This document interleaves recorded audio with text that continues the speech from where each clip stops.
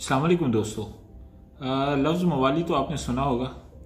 कभी किसी दिन किसी को ओए मवाली कह के भी देख लें, अंदाज़ा हो जाएगा कि रिएक्शन कैसा होता है। मगर चाय के कुछ शौकीन के लिए अब चाय मवाली का भी अहतमाम कर लिया गया है हैदराबाद में।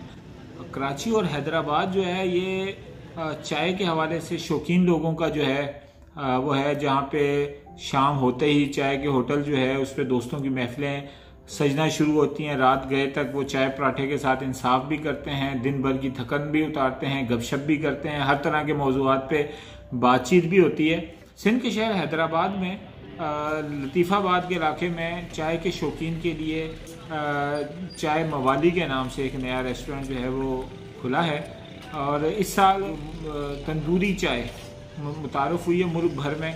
तो हैदराबाद में भी इसका जो बनाने का मुनफरिद अंदाज़ होता है, जिस तरह बारिश के बाद ज़मीन से मिट्टी की भीनी भीनी खुशबू होती है, इसी तरह तंदूरी चाय बनते वक्त भी जो है वो उसकी जो खुशबू है वो बड़ी मज़ेदार, दिल को लुभाने वाली होती है। और जी चाहता है कि इस चाय को जो है वो जल्द अज जल्द जो है पिया जाए।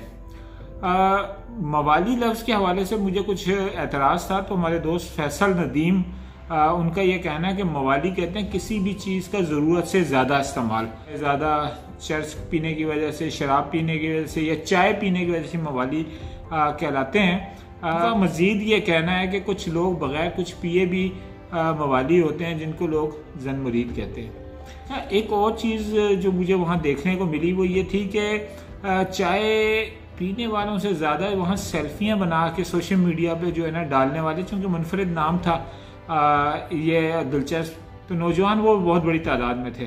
मुझे भी वहाँ देख के एक छोटा सा व्लॉग बनाने का ख्याल आया, मगर मुझे इस व्लॉग के बाद कहीं आप मवालियों की फहरिस्त में शामिल ना कर दीजिएगा। बहुत शुक्रिया।